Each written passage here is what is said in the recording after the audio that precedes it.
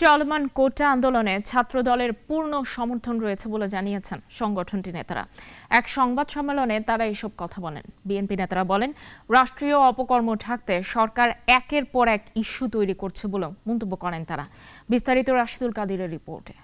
গুমের শিকার এদেশে 11 দিন ধরে নিখোঁজ ছাত্রদল নেতা আতিকুর রহমানের সন্ধানের দাবিতে নয়াপল্টনে ছাত্রদলের সংবাদ সম্মেলন। আতিকুরের বাবা ছেলের নিখোঁজ হবার বর্ণনা দিয়ে ছেলেকে নিজের কাছে ফিরে দেবার আবেদন জানান। আমি কাউকে দোষারোপ করি না, আমি আমার সন্তান আমার বুকে ফেরত চাই।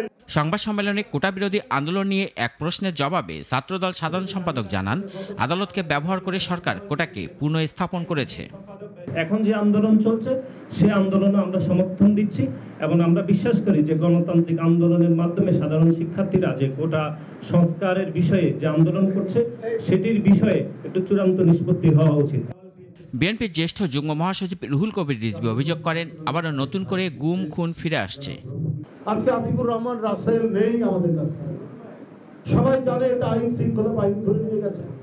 খবরের কাগজে উঠছে যে প্লেন ক্লোথ বাহিনীর লোকটা তাকে ধরে নিয়ে গেছে, কিন্তু এখনো তাকে হাজির করছে না আদালতে না তার পিতার কাছে। মাহারা একটি ছেলে আজকে কোথায় খাচ্ছে, কোথায় কি অবস্থা, কোন জায়গায় আছে, কোন আয়না ঘরে তাকে বন্দী করে রাখা হয়েছে। একটা নোংরা কৌশল যে একটার পর একটা ইস্যুকে তারা এইভাবে ঢাকার চেষ্টা করবে, কিন্তু জনগণ এটা একেবারেই টের পেয়ে গেছে। সরকার বিরোধী আন্দোলনে যাতে না যেতে পারে সেজন্যই গুমের মতো ঘটনা ঘটানো হচ্ছে বলেও দাবি করেন বিএনপি নেতারা। প্রধানমন্ত্রীর সাথে যেন আদালতের একটা টেলিপ্যাথিক সম্পর্ক, অর্থাৎ শেখ হাসিনা যেটা ভাবে আদালতের রায়ের মধ্যে দিয়ে সেটা চলে আসে, এটাই তো আমরা দেখছি। রাশিদুল কাদির, নাগরিক, ঢাকা। ওয়ালটন ফ্রিজ কিনে অনেকের মতো আপনিও হয়ে যেতে পারেন মিলেনিয়াল। সেরা পণ্যের সেরা অফার।